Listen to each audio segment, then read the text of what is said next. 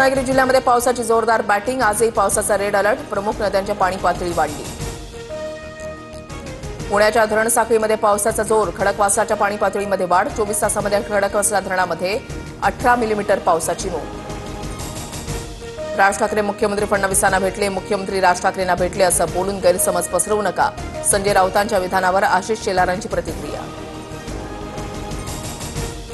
मनसेच्या केंद्रीय समितीसोबत राज ठाकरेंची बैठक। शाखाध्यक्ष आणि उपशाखाध्यक्ष नेमण्याबाबत बैठक। अहमदाबाद विमान दुर्घटनेमध्ये 47 जणांचे डीएनए जुळले। 24 जणांचे मृतदेह कुटुंबियांकडे सुपूर्द। अनेक मृतदेह ओळखण्यापलीकडे जळाले।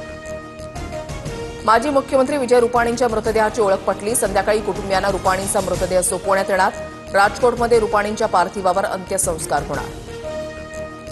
पोटाच्या समस्येमुळे सोनिया गांधी दिल्लीमध्ये रुग्णालयात दाखल। सोनिया गांधींची प्रकृती स्थिर असल्याची माहिती।